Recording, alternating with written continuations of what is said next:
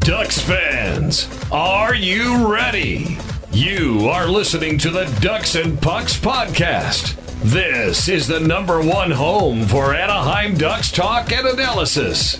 Here we go. Welcome to the show. This is your host, Mike Walters, along with my co-host, Eddie Richard. And, we have another interesting show this week for you. Last week, the Ducks had lost 4 games in a row. We thought maybe they would win some this week. They did pick up a couple points, but they've lost 3 more. The losing streak is now up to 7 games, Eddie. What do you think? How you feeling right now? A lot of upset Ducks fans right now, and rightly so. Oh, yeah, they have a right to be. I'm upset, too. It's heartbreaking. It's just, I don't know what's going on with this team and why their will isn't there. I mean, I watched the game last night, and I commented to you that their physicality isn't there. They're charging the person with the puck, and he still has it, and they just let up and pretty much think it's basketball and barely even touch him. I mean, it seems like the Ducks are afraid to let their wind from skating touch the opposing player, and players are just taking that to advantage and using that extra second to make a better pass and convert. It's just, I don't know what's going on with the Ducks and why they're so afraid to be that physical, a.k.a. dirty Ducks of a lot of people want to call them. I mean, to take a run at someone, hit them, let them know they don't have that extra second to make that good pass or make that transition or something. It's just something has to be done. Like I don't know what's going on. Yeah, absolutely. I mean, we're going to kind of dive into these 3 games. The last 3 this week were at Honda Center. We're also calling it Heartbreak Center because, each one of these last 3 games, the Ducks got behind. They did rally. You did see the version of the comeback kids, if you will, and they were able to force, overtime in 2 of the games. And then, of course, they lost the other one. But just a tough week. You start off the week already, having lost 4 games in a row. You have your rivals, the Sharks. They come into town. And, the other part of this equation, too, is that, the Ducks get scored on first, it seems like, most of these games. And that happened in this Sharks game. Logan Couture, he scores just, 2 minutes and 34 seconds into the game. The Ducks do answer back. Manson gets a goal, just about a minute and a half later. But then, of course, the second period, another problem for the Ducks. They give up a couple goals. They're already down, at this point, 3-1. And, they ended up rallying mainly because of Aberg. I mean, he got a goal late in the second period. He got a goal in the third to force the overtime. But, they ended up losing in that overtime session. But, they got outshot 49-30 in this game. They did win the faceoff battle. That was probably the only good thing in here. Again, the power play didn't score, so that was the 5th game of this losing streak at this point in time where they weren't able to convert. So, again, I think it was a game that they played okay. It wasn't terrible, but like you said, not really enough physical play from this game. And unfortunately, too, Eddie, the Ducks lost Josh Manson in this game. He had an upper body injury, and he didn't even play in the 2 games after this. Yeah, and I'm just looking over this game. They did out-hit the Sharks 27-16, but, I mean, their hits are just kind of fluffed right now. It's just like, what the best way to describe it is kind of a pillow fight for the Ducks. They need to hit harder. They need to make opponents just feel that pressure. But when you give someone all that time and space and you barely hit them just to hit them, I mean, that's not really doing anything.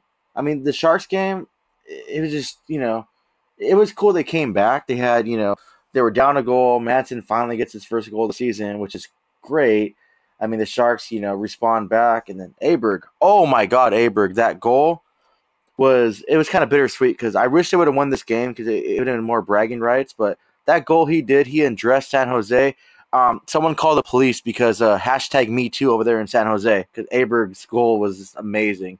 I mean, I guess that's the silver lining to that game. Yeah, I mean, that goal was awesome. I mean, he, fakes the defender out of his seat. He ends up scoring, he goes from left back to right and then scores, an amazing play. And, he gets 2 goals in this game. We see him get another 2 goals this week. He actually is now tied with the team with 4 goals with Silverberg. Silverberg also got one later this week we'll talk about as well. So, I mean, that part was good, the emergence of him in this game and really this week, as we talked about, because the Ducks, forwards, they've been very, very inconsistent, which has been a problem. We're going to actually go into more depth about that, too, after these recaps that we're going to talk about. But, yeah, I mean, that was the silver lining. The bad news, of course, is Manson gets hurt. He's out with an upper body injury day-to-day. Didn't play in the last couple games. And the Ducks did do some shuffling, too, in the defense.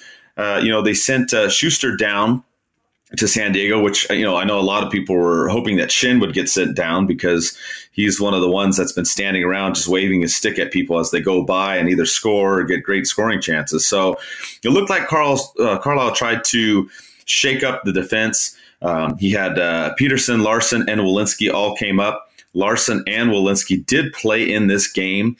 And, it still wasn't a great game defensively. I mean, the Ducks, gave up 49 shots. I mean, what are you going to say to that? I mean, it doesn't really help. But then they would play in these other games as well. So we saw them. I thought they got better. This game, obviously not so good. The Ducks still one of the worst in giving up shots in the league, 37.8.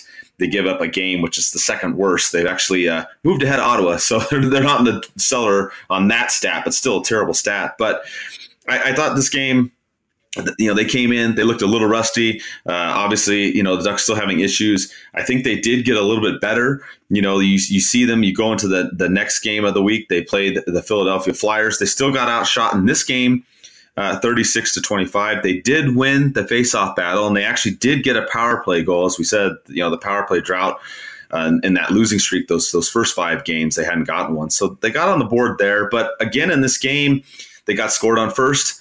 It's also a power play goal, early on. So, I mean, it's just rough. They get down early and then they got to come back, and they do come back in this game. Aberg to the rescue again. He gets the Ducks the game tied. Of course, Philly goes ahead again.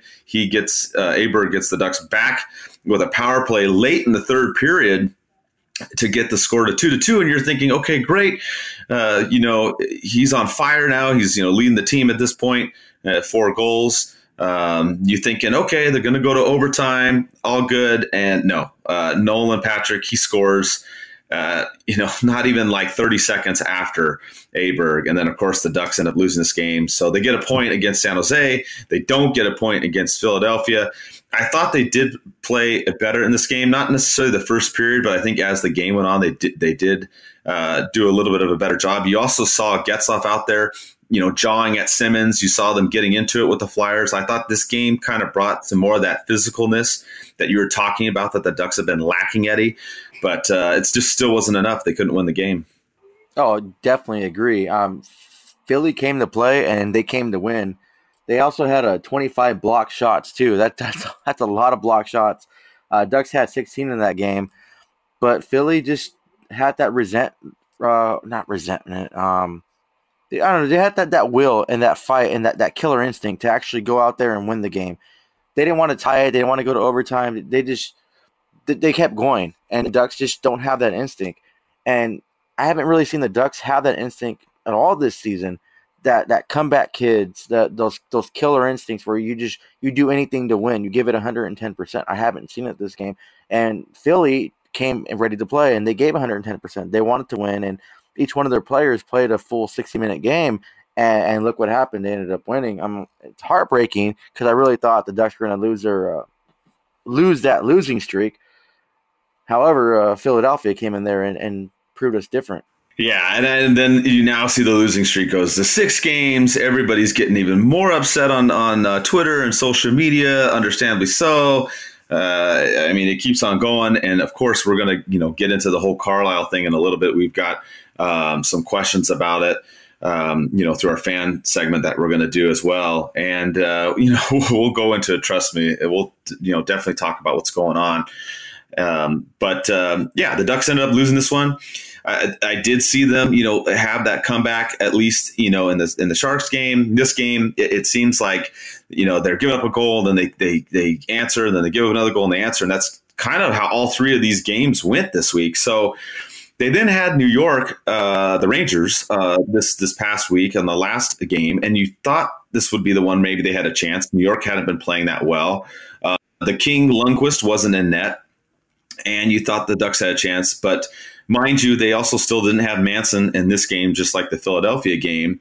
And, I mean, it was the same thing. The Rangers scored first. They scored on a power play early in the second period. Silfverberg then had a nice goal, and he scored on the power play on a play that we saw twice in this game, actually. We saw Getzlaf at the point shoot it down to Raquel. He's at the side of the net. He makes a nice shot, which gets blocked. And Raquel, right place or right time, trying to knock it in there. But Silfverberg gets it and then bats it in. And, the Ducks ended up tying it. And in the final minutes of this game, they did the same play, and Raquel's right there.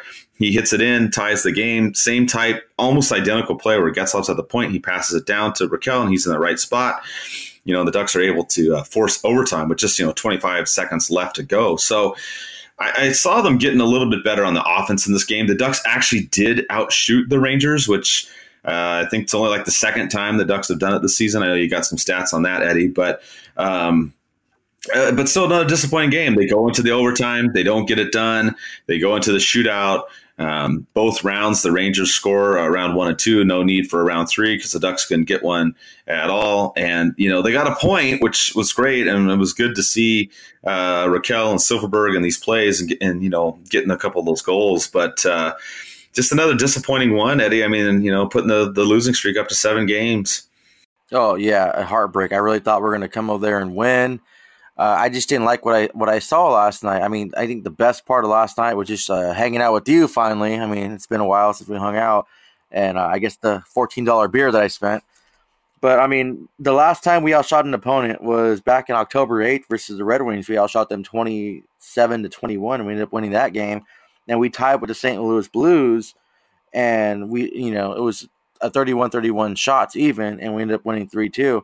But last night, like I told you, the physicality wasn't there. It's that fluffiness that they weren't hitting the opponent. There was a fan next to me, really, really cool guy, was agreeing the same thing. I screamed out like, "Hey, are we playing basketball?" I mean, why are they afraid to go and hit? I'll even take a penalty at this point. Hit the other opponent, hit them hard, not injure them. Obviously, I would never want any player to get injured, but hit them hard enough where it's going to make them lose that focus. And when they get the puck, they know, oh, hit's going to come. I need to get rid of the puck and make a dumb play, and we can, capitalize on that. I'm so glad they came back and tied it, and we outshot, the Rangers, which was really, it's sad but surprising. I mean, Raquel getting a goal, that's good for him, but, I mean, he needs to step up. He's not played to his potential. Shout out to the local post office in Laverne. I think his name is JT or TJ. I don't know. Dyslexia. I don't know what's going on, but he was talking about that too when I wore my Raquel jersey. He was like, "Yeah, he agreed. Like Raquel's not playing the same. He has no idea what's going on, and Raquel is one of those players that needs to step up and be that. He doesn't have the A on his shirt, but he needs to be that leader and lead by example and start scoring some more goals." Yeah, absolutely. That's why, I mean, those 2 plays, were great. I mean, he almost scored on the first one. He just didn't get it quite past the blocker. And then, like you said, Silfverberg in the right spot taps it in.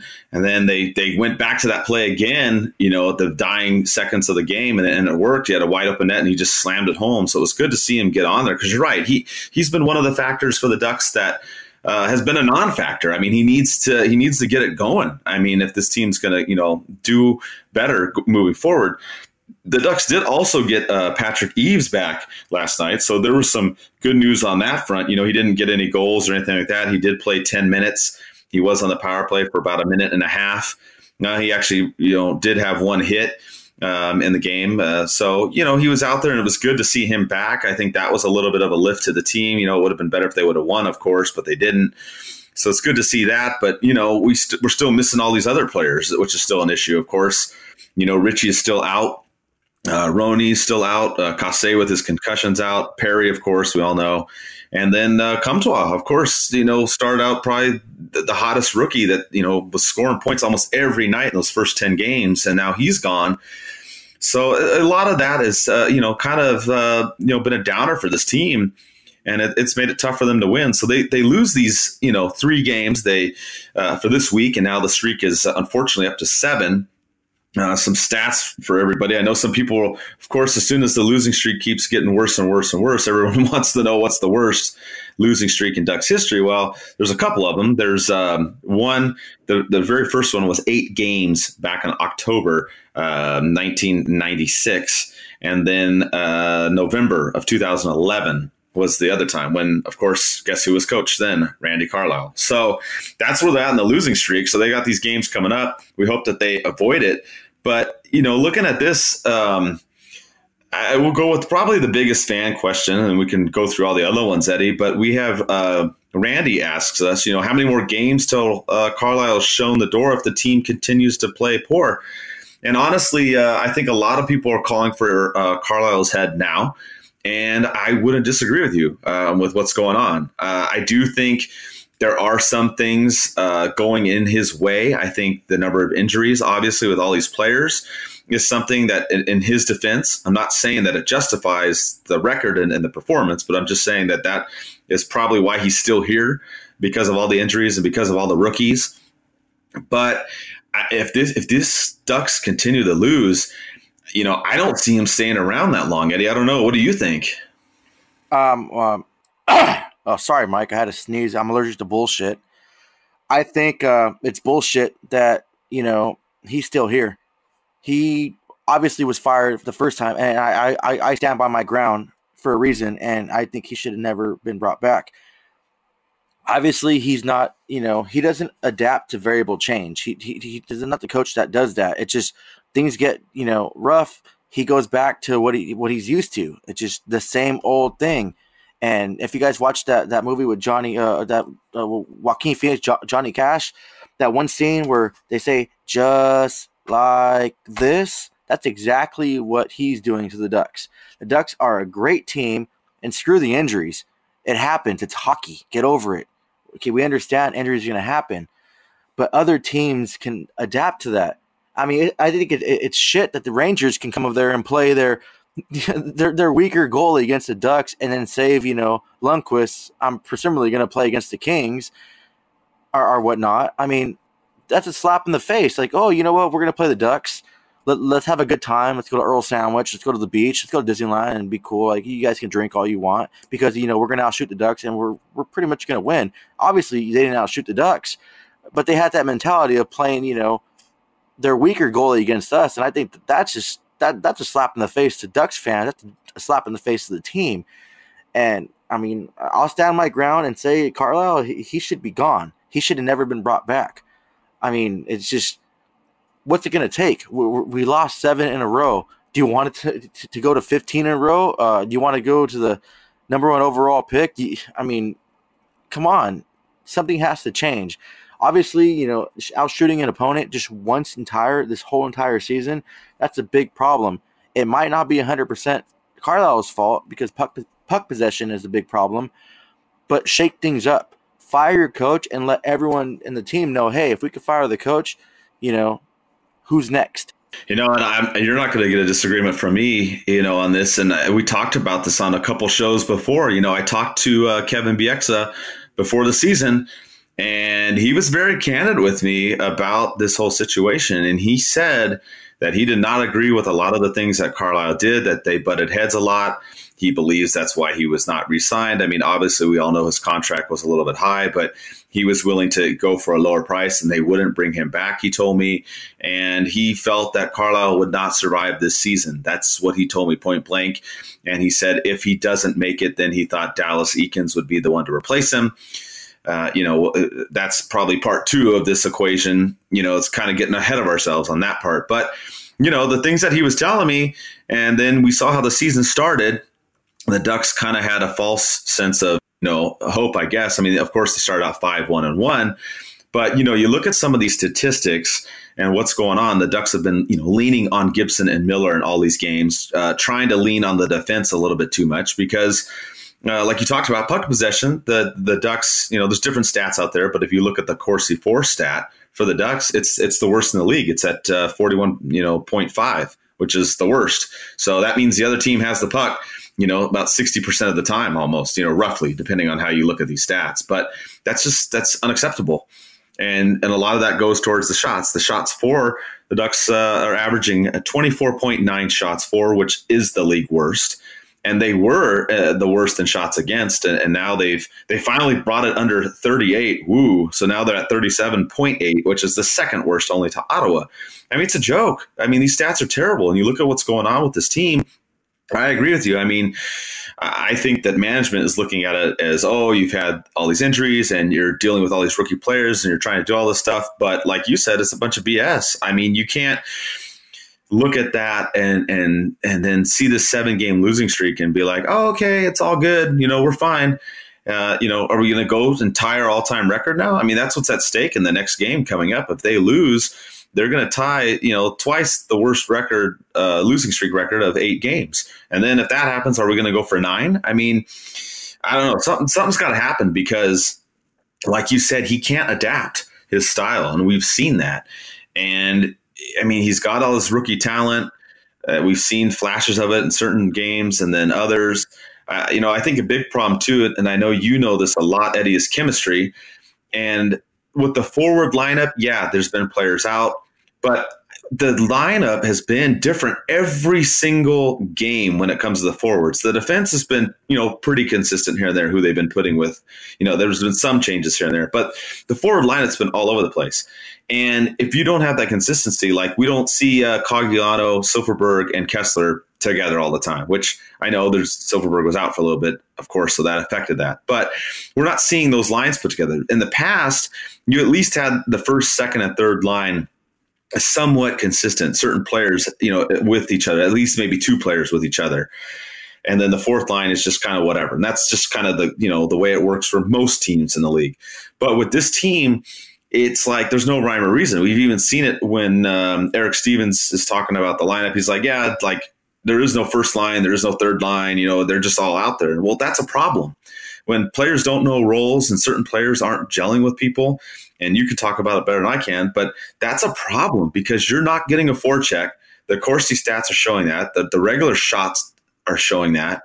And now you're leaning too much on your defense and your goalie, and that's just a losing strategy. You're not going to be able to sustain winning games being outshot by those crazy, disparities. No, it's just going to cause, like friction with the goalie too. Like I'm sure Gibson and Miller, they haven't been too vocal with the media about it as much as they probably should. But I mean, you get that many shots per game, it gets tiring and it gets old. I mean, I follow the Avalanche a lot too, and past few seasons they were giving up a lot of shots. And Varley, what happens? He gets injured, and the team just it's worn down. I mean, you can't do that. You guys are a professional team, and I mean, if you were Ottawa, I'd understand. And I'm a Ducks fan, 110%. Go 0-82, and I'll still cheer for the Ducks. I'll still put my flag up. I'll still wear my jerseys. But when you have a team that can produce better than what you're playing, that's what frustrates me and irritates me. And it's the same with Carlyle, with shuffling the lines all the time. It didn't work when he had Jiggy and Hiller. Just, whoever wins gets to start the next. No, you can't do that to a goalie and, all that pressure, like, I have to win, I have to start. I mean, that was his failure, back then. And then he's doing this now with just changing lines. Like, and I'm pretty sure his mentality is like, if you play good in this line, I'll keep you on this line. Hey, I'm going to put this guy on the top line. If you produce, you'll stay up there. You can't do that to a player. And that's just setting your players up for failure. And I don't think like I said, he's not willing to adapt to variable change. And that's important, especially playing in National Hockey League, because things change in seconds. Factors change, skating changes, players changes. You have to just be able to do that. And I mean, I don't mean to, to bash the coach. I love him for being the Ducks coach and love him for everything he's done, like I said before, for the Stanley Cup. But enough is enough. It's time for a change. And Ducks are a way better team, despite the injuries or not, to be giving up all these shots to these players and playing like, the Ottawa Senators. Yeah, I mean, and that's another fan question we had, talking about this stuff. We had Brian ask, the Ducks look like they are playing better, this last, week, whatnot, especially, last night, the game that we were at.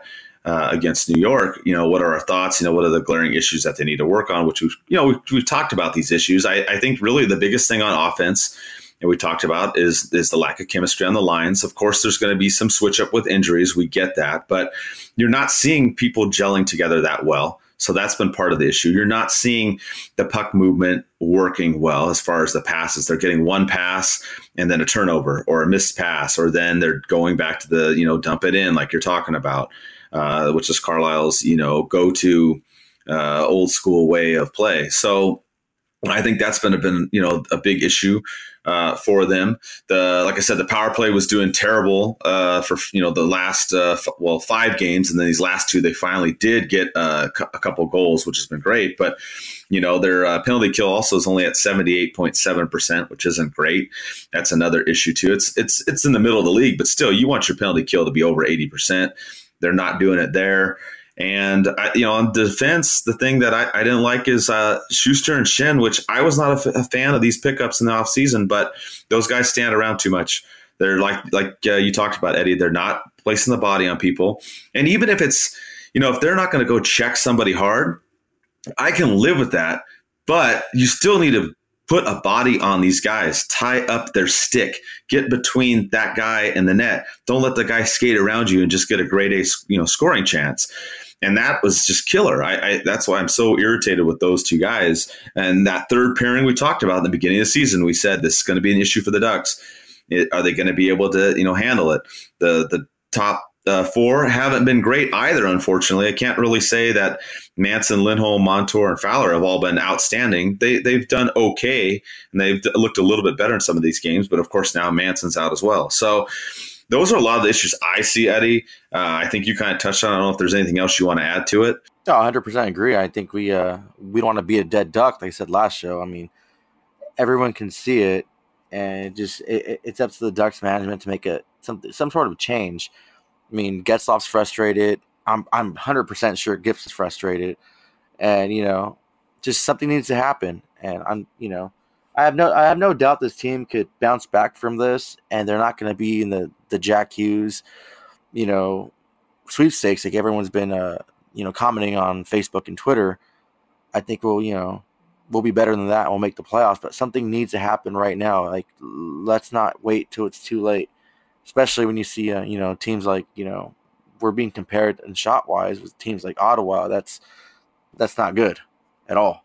Yeah, absolutely. And I mean, if we're going to talk about, maybe some ways of, turning this team around, it's kind of another fan question too. Jeff asks us, well, what about Aberg being, a top 6 forward?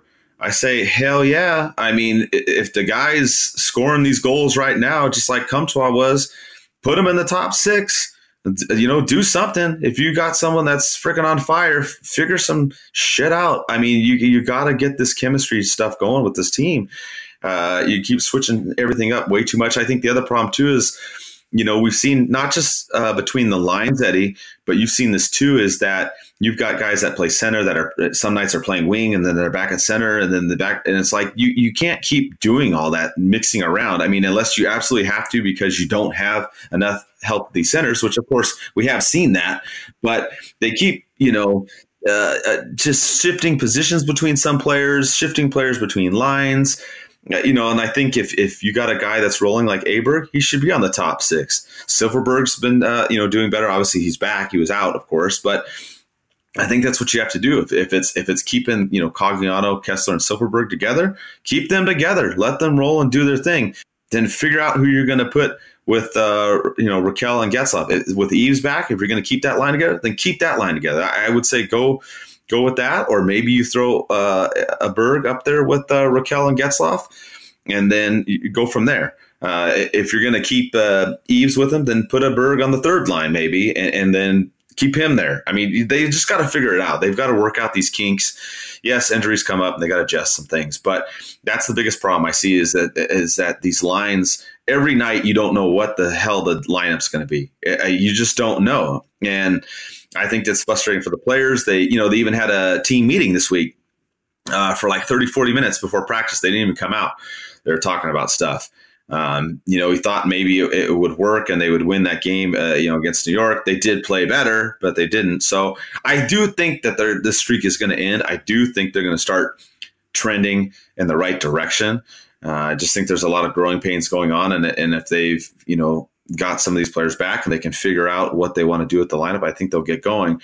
But it'll be interesting, Eddie, because I think if the Ducks get going in the right direction, then I think Carlyle is going to be safe then. So it's kind of like, do you want him to end this losing streak and get winning? Of course you do. But then if that happens, that then Carlyle's probably going to stick around for a little bit longer. Yeah, it's kind of, oh man, damned if you do, damned if you don't.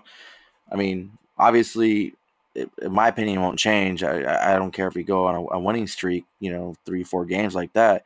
I still don't think he's the right man for the job, especially come playoff time. Things happen in a fraction of a second, and he has to be adaptable to change. And I don't really see that. And what I've been seeing from the Ducks, his style of coaching, it's just, it's bleeding down from everything. Robert on Twitter was mentioning about what's missing on the blue line. On paper, they look good. They are a good blue line. Debatable on the bottom, pairing, the third defense line. That's questionable, especially bringing in some slower guys. Schuster was a little bit of a favorite, a low risk, mid/high reward kind of player. He has the the reach and he has the size, but just his skating ability isn't there. I think once we get a new system and our players possess the puck more, our defense will be better. I mean, you can't really blame the defense 110%. They're doing their job. They're blocking multiple shots a night. Once our forwards get it, it's that same dump and chase, which everyone really knows what it is, and it's predictable, and they're countering it. And it's just frustrating. Like, I keep saying that word frustration because I don't really want to drop the F-bomb too much, but I mean, it's just every time I say frustration, just think of the F-bomb because that's what I'm thinking. Yeah, I mean, I feel you. You and I were at the game last night together, for the first time in a while, and I had hopes that they would win that game. I thought they actually did play, at least a decent game. Of course, it wasn't, the best. But, I mean, from what we've seen during the losing streak, it was that game and the Philly game were a little bit better. But I think in the Philly game, we did see some of the physicalness come out. And I think that's what's been missing on the blue line. But part of the problem, too, is if your offense isn't going down there, sustaining a forecheck, connecting passes and doing those types of things, you're leaning on your defense. Then on top of leaning on the defense, you have a third pairing that, for lack of a better word, sucks. Let's just say it like it is. The third pairing's been terrible. So now you've been leaning on Fowler, Manson, Montour, and Lindholm for even more minutes. So, and in a normal game, I'm fine with that. And a lot of teams do that. Obviously the top four pairings, the top two pairings with the four players usually get most of the ice time. That's just how hockey is, like, duh. But when you're giving up 40 to 50 shots a game and you're trying to rely on those guys all the time, I mean, you're going to get worn out. I don't care who you are. I don't care if you're all-star, top defenseman. I mean, you're going to tax those guys way too much.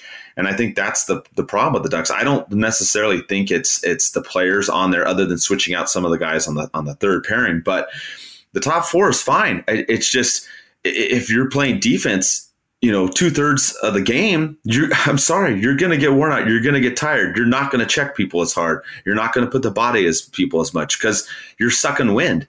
I mean, that's just what's going on with the defense. That's how I look at it there. We had other people ask questions too about leadership. So we had Steven, he asked about, Getzlaf, and he comes back and it seems like the Ducks are losing most of the games. And kind of mentions talking about trading Getzlaf and whatnot, which, he has a no trade clause, so he can't do that anyways. But as far as Getzlaf and his captaincy and whatnot, I don't see him as the problem. I mean, I really liked how fired up I saw him in that Philly game, especially with Simmons at, towards the end of the second period. And I don't have a problem with him being the captain. I think he still is a good leader. And he's starting to shoot the puck a little bit more. He's still been making some solid passes. He made a couple of doozies there in that New York game. I think he's fine. I don't think him, honestly, is the issue. It's more of coaching to me than anything. I don't see it. I mean, obviously, everybody's to blame for the losing streak. But if you had to tell me between Carlyle and Getzlaf, I'm sorry. It's Carlyle by far. That's the problem.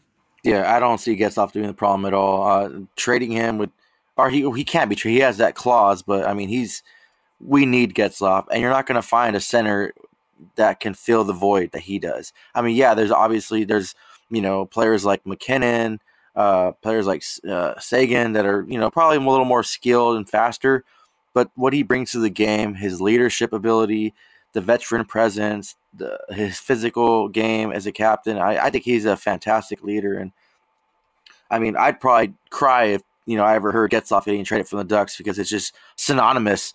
Ducks Getzlaf. I mean, that's especially with the new school. I guess Ducks fans can see that.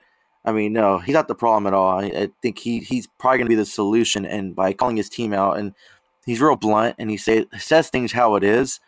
So I think he's one of the positive factors that's going to turn this around for the Ducks. Yeah, I agree. And I mean, this week's another big week for the Ducks. They got 4 games coming up here. They're going to be playing Columbus.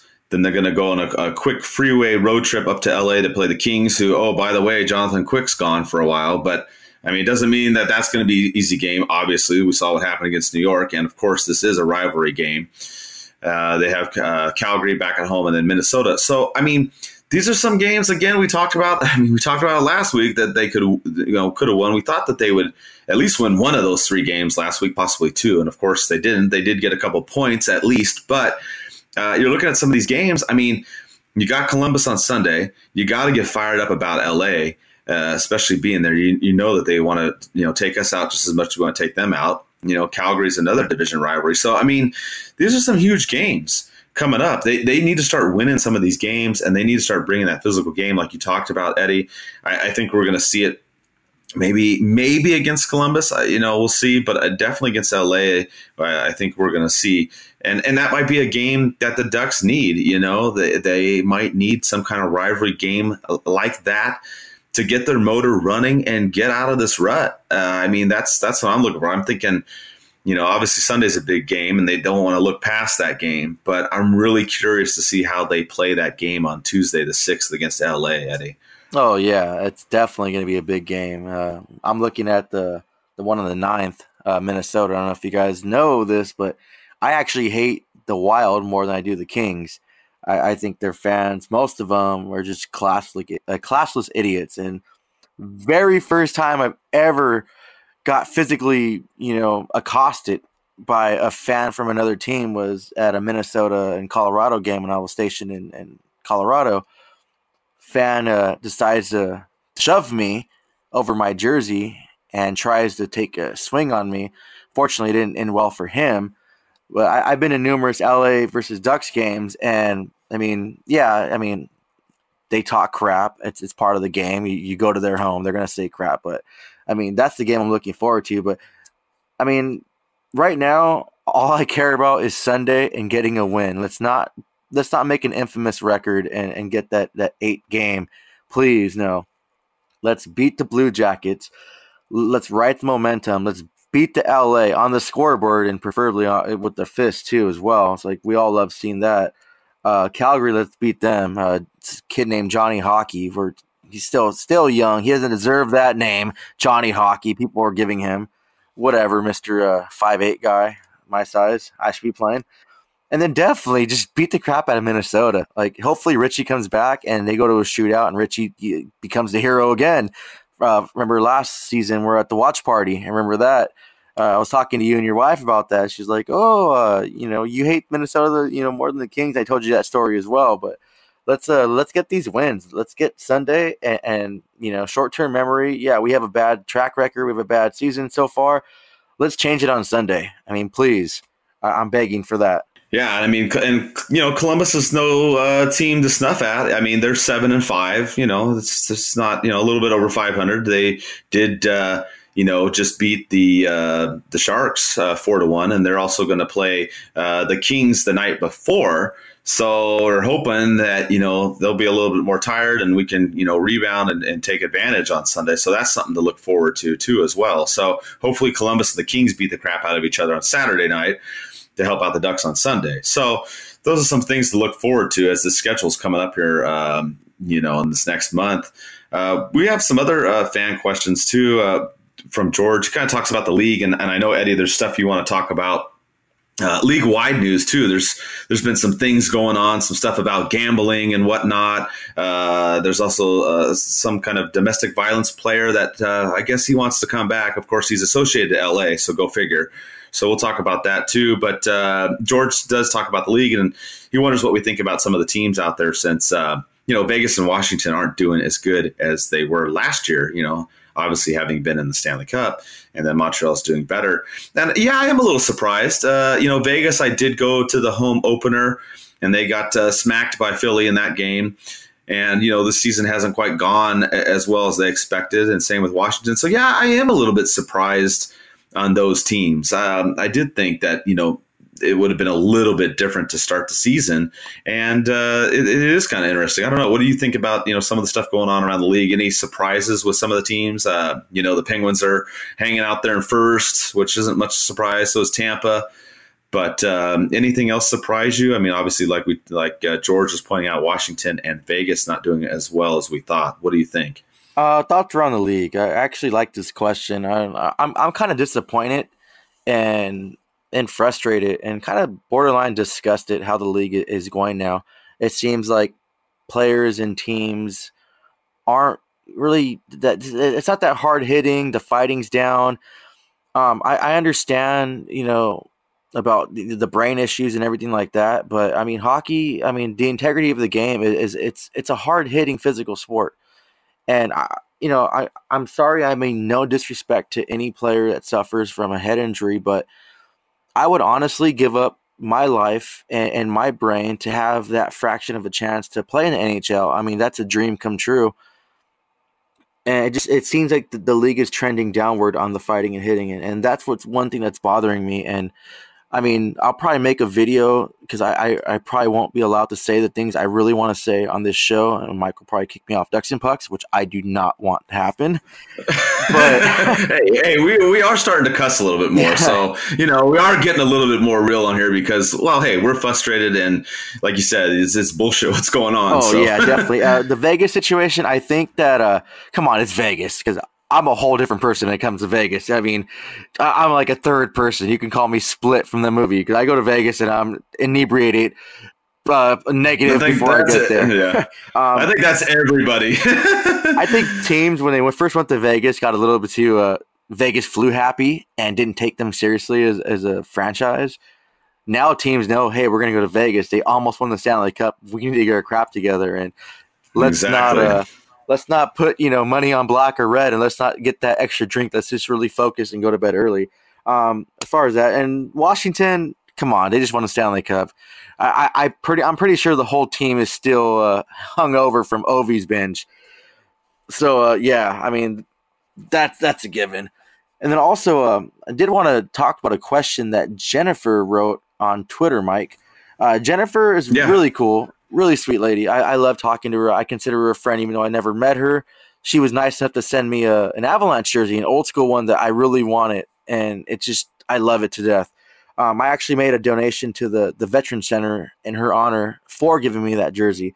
But she asked us the all-time favorite Duck moment and player we like to share the ice with, not named Korea or Solani. And I want to say my all-time favorite Ducks moment, I don't really remember it. It was in 95, my very first Ducks game ever.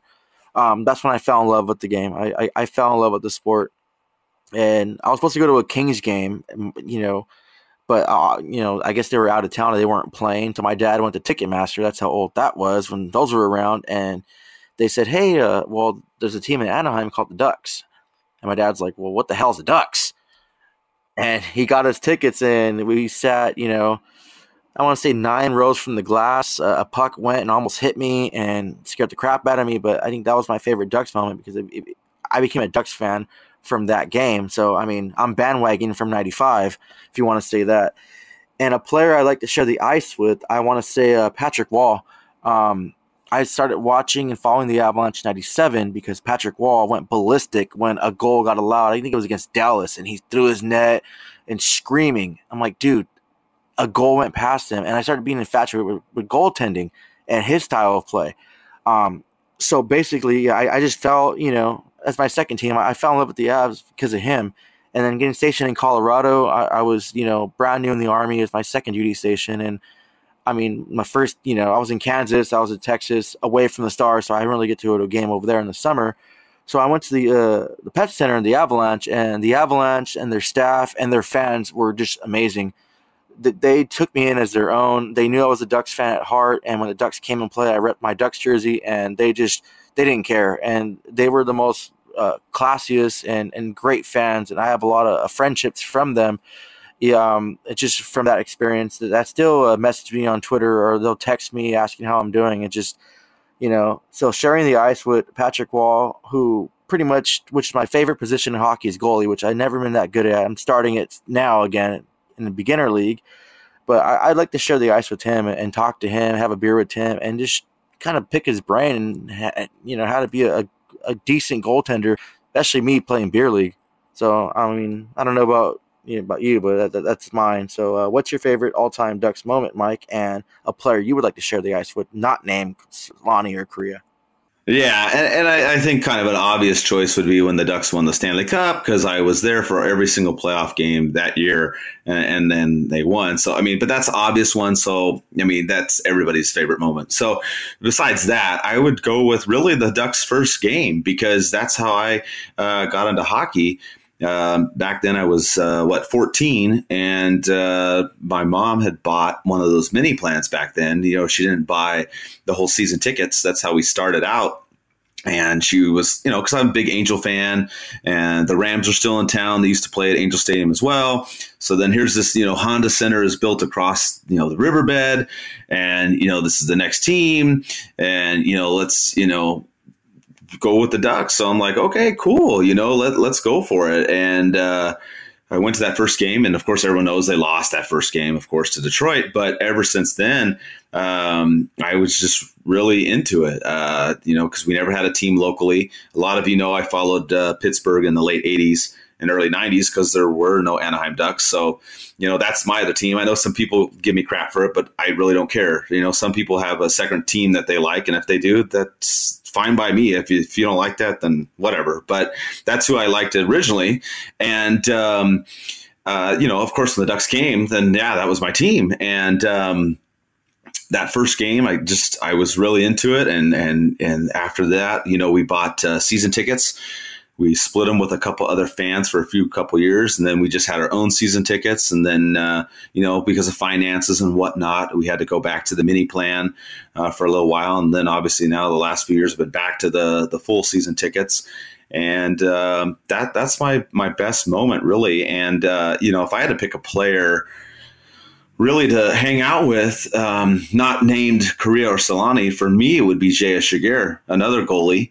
That's who I really liked, especially in that Stanley Cup run. I mean, Ziggy was just freaking amazing. And I just, if I had a chance to go hang out with him and talk about, all his playoff experiences and whatnot, of course, he played on Colorado as well. So, that's the one that I would like to sit down and, like you said, just have a beer and just shoot the shit and just talk to, besides, of course, the big two, Teemu and Korea. Oh, that's awesome. I thought at first you're going to say Marlo Lemieux, especially being a Pittsburgh fan. That's up there too, definitely. And Yager too. One of the first, one of the first hockey books I read was about him, and it was like, wow, this guy's freaking awesome. But yeah, there's like a ton of players that I would love to sit down with. I mean, absolutely. I mean, it just the only players I actually had drinks with was I had a drink with Solani, which was freaking amazing at his restaurant. I was like almost fangirl at that moment. And then I had a beer and was talking to some blonde hair, blue eyed kid. Talking to me. I think he has blue eyes, I'm not sure, but I'm talking to him in Colorado. Just, we're just talking about nothing. He asked me about the Army because I had a bracelet on about, a fallen soldier I had, having a beer. He had a water. He's waiting for his food to go. And I'm like, cool. Shook his hand. Hey, nice talking and, nice meeting you, go Avs, like nothing.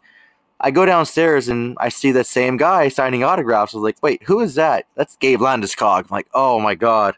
I just had a conversation and I didn't even know it was Gabe Landeskog. So that was pretty cool. Yeah, it's a lot of leagues. I mean, that'd be really cool one day. We just, especially you and I, Mike, just sit down and talk to a player and have a beer with them. I mean, just pick their brains and, that'd be fun. Oh, yeah, absolutely. And like you said, yeah, if I had to do like an all-time list, we could probably do that on another show. But, it'd definitely be Lemieux and Yager would be up there. Of course, Gretzky would be up there as well. I mean, Bobby Orr. I mean, there's a lot of names. I could go on and on and on and on. But as far as like I would, going with like Ducks players throughout history, Jay Shiger would be the one I'd want to. I would have said Guy Hebert, but I have actually met him before and talked to him. Not that I wouldn't want to do it again, but he's just JS is one that I have not had that opportunity, so I would like to do that. So, oh yeah, he's a really cool guy. I first met him in Colorado. I had my Anaheim Mighty Ducks, eggplant jersey, and I went to a signing fest. And I was like, hey, would you mind signing this for me? Like, I know it's not the Avs jersey. And he starts laughing. He's like, wow. He goes, I haven't seen this jersey in a long time. And big smile on his face. And just, I got to talk to him for like 2-3 minutes. But he was just really friendly guy. And then the funny thing about that is when he came back on that, I guess that Jaguar coin night they had a few seasons ago, I had an Avalanche picture with him, an Avalanche gear. And I brought that to Honda Center. And he was at the Jack Daniels Lounge with Dan Wood and Steve Carroll. And I was like, hey, I don't know if you remember me. I remember I brought you that Mighty Ducks jersey in Colorado. Now I'm bringing you an Avalanche picture in Honda Center in California. He starts laughing and shook his head. He's like, yeah, he goes, vaguely recall that. I remember signing a couple Ducks things over there in Colorado. But yeah, he signed my picture too. So that was pretty fun. He's a really great guy. And I mean, we should invite him on the show or buy him a drink sometime next watch party. Yeah, there you go. I mean, you're right. I mean, I haven't, talked to him in person. It sounds like it would be a lot of fun. So he seems like a really good guy. So yeah, absolutely. That's the one I'd go with. We're getting close to wrapping up the show here, but there's some, league news to talk about, Eddie. Maybe probably the one that irritates me the most with LA is the whole Voinov situation. I don't know if you wanted to mention that and then talk about, kind of the Bettman and the gambling type stuff and whatnot. Yeah, let's just break down from the top and we'll get to Voinov at the end since I know we both want to discuss that. Austin Matthews is out 3 to 4 weeks, which is unfortunate. I mean, he's a great, phenomenal player, and it's sad to see any player, including Jonathan Quick as well, go down with the injury. I hate to see that. The Sens player, I want to say, what's his name? Browinski got suspended twice in 1 week. Congratulations, dude. Like, I'm actually, you know what? I'm not even mad. I'm impressed. Like Will Ferrell said, I hope the person that doesn't like me making Will Ferrell comments isn't listening because I'm sure they're going to get upset. And then we have Nylander is still unsigned, and there's been some rumbling from a source about Toronto and Canes possibly making some kind of, maybe a deal or talks about him. I'm not sure if that's going to go down. And also Islanders news, Joe Hosang, he was infamous for wearing number 66, which he got permission from, Lemieux to wear that. He's sounding off against his club again, quote, saying, I felt like they had their minds made up on what was going to happen and what the team was going to look like. It's okay. They had the whole summer to plan that. I don't know if you watch any of the games, but I didn't play a lot. It's okay. It is what it is. Lou has his morals, and you don't have to agree with them, but those things aren't going to change. You're a rookie player, dude. Shut the hell up. You should be happy you have the opportunity to play in the AHL, let alone play in the NHL. Why don't you stop talking and focus on your game? Obviously, if you were good and you made an impact, they would have kept you up. John Tavares left that team, and they had a big void to fill. Hey, you weren't part of it. And it's not because, they had anything against you or their morals or whatever you're saying. It's because you're not playing well. So shut the hell up and play hockey. That's all I have to say about that. MGM and the NHL made an agreement about gambling. I know the Supreme Court passed law making it legal or something like that. I haven't really got deep down into that. I'm working with someone, and hopefully we can bring him on the next show. He can, dive into that more. But I guess, they're having a partnership with gambling. I know Gary Bettman before said that, he didn't want the Golden Knights being on the boards, for gambling and stuff, but his mind changed in the press conference he gave because of the Supreme Court's decision. I kind of see this being a problem. I have certain, and I have nothing against gambling people and people that make bets, like nothing against you at all, but I have a personal moral judgment about gambling. I never gamble or bet against hockey or sell hockey, stuff like that. I just have a personal thing about that. I make the friendly bets, my buddy's a Kings fan, if Ducks don't make the playoffs, I'll owe him a case of beer, things like that. Or, hey, I'll bet you $10 Ducks will win. I mean, things like that. But to be like a hardcore gambling person and betting on the game, I see it being an issue. I know players aren't allowed to gamble and stuff like that, but I can see a player that's not making as much or wants that, that greed bug bite him, throwing a game. And I just don't want to see that in our game, in our sport. I mean, our sport is, something special and something different. And I think that's, I don't know, I see that being a problem more than anything. So, you want to comment on that, Mike? No, yeah, just what you were saying. I agree with you. I mean, I think the gambling thing, I'd like it to stay away, but of course it's a business and it's money. So, I mean, that's, the way it's going to go. I mean, there's nothing going to stop it, unfortunately, but I'm all with you on that 100%. The other thing for me that I'm more pissed off about is this whole Voinov thing, Eddie. I think this is a complete joke. And I'm sorry, I take domestic violence extremely serious, and I don't really care whatever the way the situation went down in his incident. However it was, I don't care if it's a push or it's a beatdown of the person. To me, it's all wrong, anyways. And I think that the fact that they're entertaining this, I hope that they say no and it gets done right away, because I just have zero tolerance for that stuff. I just don't like it. Especially when there's either alcohol or drugs involved as well. I'm not saying that that's what happened in his situation, but I'm just talking in general about these incidents. So, like for you, the gambling thing's a big issue, and gambling's, a big for me too. This is a big concern for me, and I'm just disgusted when I heard this news. That's just all I can really say, Eddie, about it. Oh yeah, I'm more disgusted with some of the Preds fans that are. I compared it. I made a little joking thing saying, maybe the Nashville Predators will take him since they allow that, it seems like. And people jumped on me real quick. And, personally, like, if you want to debate me, I'm more than welcome to. Send me a DM, shoot me up on Twitter, and we can do a live debate. But once you send a personal attack, I obviously won the debate. And people are saying, oh, well, Nashville's different because he just pushed her. Like, really, guys? Like, he's an independent witness just saw you assault your girlfriend. And then her coming out saying that, oh, it was all her fault. She has a drinking problem. Women batter syndrome. And, I don't agree with that. I don't think it's right. And, a push compared to what he did, it's all the same. He shouldn't be back in the league.